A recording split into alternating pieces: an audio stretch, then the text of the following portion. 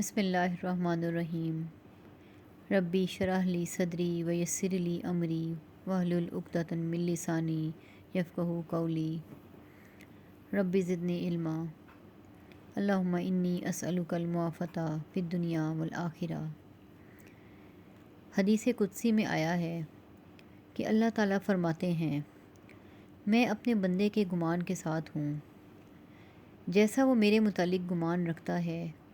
میں ویسا ہوتا ہوں، اور میں اس کے ساتھ ہوتا ہوں جب وہ میرا ذکر کرتا ہے۔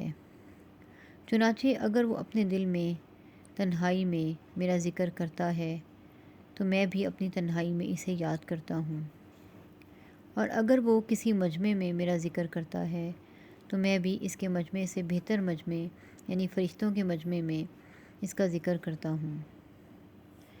ایک اور حدیث میں آیا ہے کہ رسول اللہ صلی اللہ علیہ وآلہ وسلم نے فرمایا، کیا میں تمہیں وہ عمل نہ بتلاؤں جو تمہارے اعمال میں سب سے بہتر ہے اور تمہارے مالک کے نزدیک سب سے زیادہ پاکیزہ ہے اور تمہارے درجات کو سب سے زیادہ بلند کرنے والا ہے، اور سونے چاندی کی راہ اللہ کی راہ میں خرچ کرنے سے بھی بہتر ہے، اور اس سے بھی بہتر ہے کہ تم اپنے دشمن سے میدان جہاد میں مقابلہ کرو اور پھر تم ان کی گردنیں کاٹو اور وہ تمہاری گردنیں کاٹیں۔ صحابہ نے عرض کیا، کیوں نہیں یا رسول اللہ، ضرور بتلائیے۔ آپ صلی اللہ علیہ وآلہ وسلم نے ارشاد فرمایا، وہ عمل اللہ کا ذکر ہے۔ ایک اور حدیث میں آیا ہے کہ رسول اللہ صلی اللہ علیہ وآلہ وسلم نے فرمایا، کوئی صدقہ عمل خیر اللہ کے ذکر سے افضل نہیں ہے۔ ایک اور حدیث میں آیا ہے کہ رسول اللہ صلی اللہ علیہ وآلہ وسلم نے بتلایا کہ اللہ تعالیٰ کے کچھ فرشتے اس پر مامور ہیں کہ راستوں میں گھوم پھر کر اللہ کا ذکر کرنے والوں کو تلاش کرتے رہتے ہیں، پھر جب وہ کسی جماعت کو اللہ کا ذکر کرتے ہوئے پاتے ہیں تو آپس میں ایک دوسرے کو آواز دیتے ہیں کہ آؤ اپنے مقصود ذکر اللہ کی طرف آؤ، تو وہ سب فرشتے مل کر آسمان دنیا تک ان ذکر کرنے والوں کو اپنے بازوؤں کے سائے میں لے لیتے ہیں۔ ایک اور حدیث میں آیا ہے کہ رسول اللہ صلی اللہ علیہ وآلہ وسلم نے فرمایا، اس شخص کی مثال جو اپنے پروردگار کا ذکر کرتا ہے اور اس شخص کی جو اپنے پروردگار کا ذکر نہیں کرتا زندہ اور مردے کی سی ہے۔ ایک اور حدیث میں آیا ہے کہ رسول اللہ صلی اللہ علیہ وآلہ وسلم نے بتلایا، جب بھی کوئی جماعت اللہ تعالیٰ کا ذکر کرنے کے لیے بیٹھتی ہے تو فوراً رحمت کے فرشتے ان کو چاروں طرف سے گھیر لیتے ہیں اور اللہ کی رحمت ان کو ڈھانپ لیتی ہے، سکون و اطمینان ان پر برسنے لگتا ہے، اور اللہ تعالیٰ ان فرشتوں سے ان ذکر کرنے والوں کا تذکرہ کرتے ہیں جو ان کے پاس موجود رہتے ہیں۔ ایک اور حدیث میں آیا ہے کہ ایک صحابی نے عرض کیا، یا رسول اللہ، اسلام کے موجب اجر و ثواب احکام تو بہت ہو گئے، آپ تو مجھے کوئی ایسی چیز بتلائیں جس کو میں مضبوطی سے پکڑ لوں اور برابر کرتا رہوں۔ آپ صلی اللہ علیہ وآلہ وسلم نے فرمایا، تمہاری زبان برابر اللہ کے ذکر سے تر و تازہ رہنی چاہیے۔ ایک اور حدیث میں آیا ہے کہ ایک صحابی معاذ بن جبل کہتے ہیں کہ آخری بات جس پر میں رسول اللہ صلی اللہ علیہ وآلہ وسلم سے جدا ہوا وہ یہ ہے کہ میں نے آپ سے دریافت کیا، کون سا عمل اللہ کو سب سے زیادہ پسند ہے؟ آپ صلی اللہ علیہ وآلہ وسلم نے ارشاد فرمایا، وہ عمل یہ ہے کہ تمہیں اس حالت میں موت آئے کہ تمہاری زبان اللہ کے ذکر سے تر ہو۔ ایک اور حدیث میں آیا ہے کہ انہی صحابی معاذ نے عرض کیا، یا رسول اللہ، آپ مجھے کچھ وصیت کیجیے۔ آپ نے فرمایا، اپنے مقدور بھر اللہ کے تقوی خوف کو اپنے اوپر لازم کر لو، اور ہر حجر و شجر کے پاس یعنی ہر جگہ اللہ کا ذکر کیا کرو، اور جو بھی کوئی برا کام کر بیٹھو فوراً اللہ تعالیٰ کے سامنے اس سے توبہ کر لیا کرو، پوشیدہ گناہ کی پوشیدہ توبہ اور اعلانیہ گناہ کی اعلانیہ توبہ۔ ایک اور حدیث میں آیا ہے کہ رسول اللہ صلی اللہ علیہ وآلہ وسلم نے فرمایا، کسی بھی آدمی نے کوئی عمل ایسا نہیں کیا جو اللہ کے ذکر سے زیادہ اس کو اللہ کے عذاب سے نجات دلانے والا ہو۔ اسی روایت میں آیا ہے کہ صحابہ نے عرض کیا، یا رسول اللہ، نہ اللہ کی راہ میں جہاد؟ آپ نے فرمایا، ہاں، نہ اللہ کی راہ میں جہاد بجز اس شخص کے جو اپنی تلوار سے دشمنوں کی گردنیں اس قدر کاٹے کہ وہ ٹوٹ جائے۔ آخری جملہ آپ نے 3 مرتبہ فرمایا۔ ایک اور حدیث میں آیا ہے کہ اگر ایک آدمی کی گود میں درہم روپے بھرے ہوں اور وہ ان کو برابر تقسیم کر رہا ہو اور دوسرا آدمی برابر اللہ کا ذکر کر رہا ہو، تو اللہ کا ذکر کرنے والا اس درہم تقسیم کرنے والے سے افضل ہی ہوگا۔ رسول اللہ صلی اللہ علیہ وآلہ وسلم نے فرمایا، جب تم بہشت کے سبزہ زاروں میں گزرا کرو تو سیر ہو کر چڑھ لیا کرو، یعنی ذکر اللہ کی نعمت خوب اچھی طرح حاصل کر لیا کرو۔ صحابہ نے عرض کیا، بہشت کے باغ کیا ہیں؟ آپ صلی اللہ علیہ وآلہ وسلم نے فرمایا، ذکر کے حلقے، مجمع۔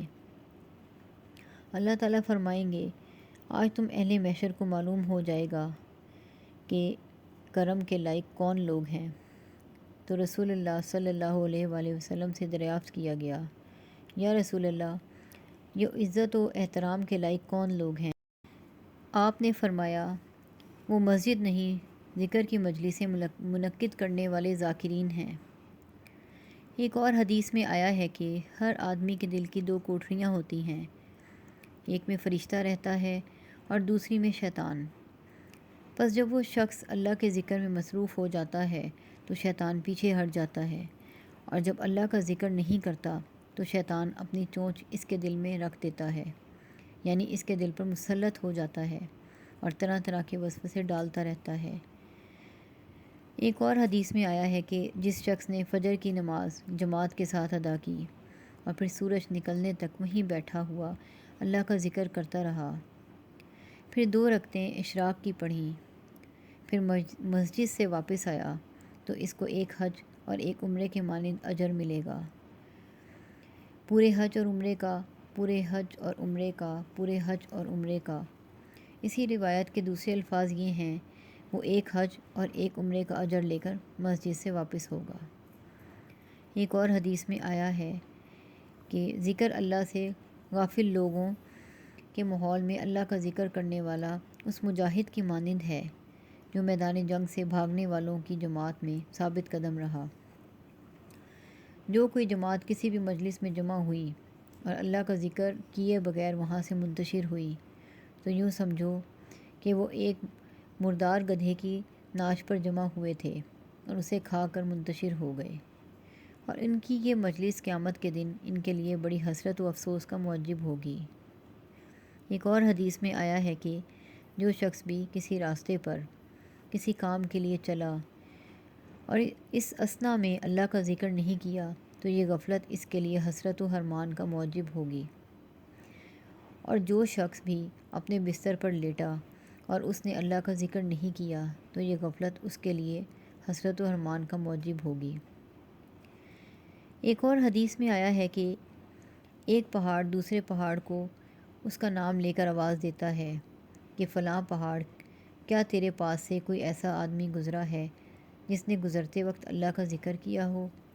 تو جب وہ جواب میں کہتا ہے ہاں، تو وہ خوش ہوتا ہے اور اس کو مبارکباد دیتا ہے۔ ایک اور حدیث میں آیا ہے کہ اللہ کے نیک بندے وہ ہیں جو اللہ کے ذکر کے لیے سورج، چاند، ہلال اور ستاروں اور سایوں کی دیکھ بھال رکھتے ہیں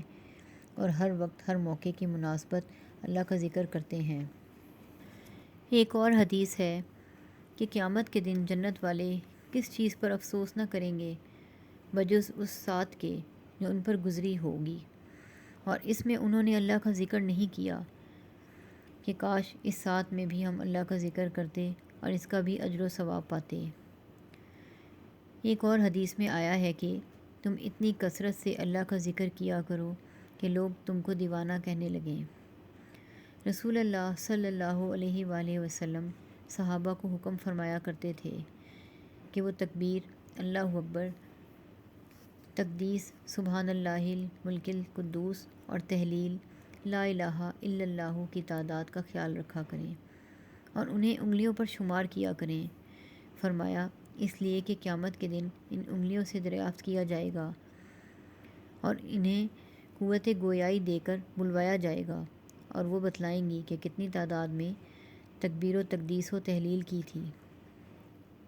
ایک اور حدیث ہے کہ رسول اللہ صلی اللہ علیہ وآلہ وسلم نے عورتوں سے خطاب کر کے فرمایا، تم تسبیح، تقدیس اور تحلیل اپنے اوپر لازم کر لو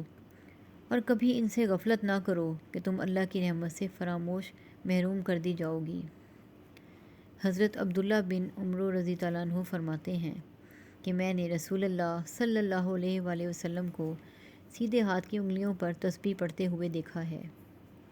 رسول اللہ صلی اللہ علیہ وآلہ وسلم نے فرمایا کہ مجھے صبح کی نماز کے بعد سے سورج نکلنے تک اللہ کا ذکر کرنے والے لوگوں کے ساتھ بیٹھنا اس سے زیادہ پسند ہے کہ میں حضرت اسماعیل علیہ السلام کی نسل کے 4 غلاموں کو آزاد کر دوں، اور اسی طرح میں ان لوگوں کے ساتھ بیٹھوں جو عصر کی نماز کے بعد سے سورج ڈوبنے تک اللہ کا ذکر کرتے رہتے ہیں۔ یہ مجھے اس سے بھی زیادہ محبوب ہے کہ میں 4 غلام اولاد اسماعیل کے آزاد کروں۔ ایک اور حدیث میں آیا ہے کہ رسول اللہ صلی اللہ علیہ وآلہ وسلم نے ارشاد فرمایا، تنہا سفر کرنے والے سبقت لے گئے۔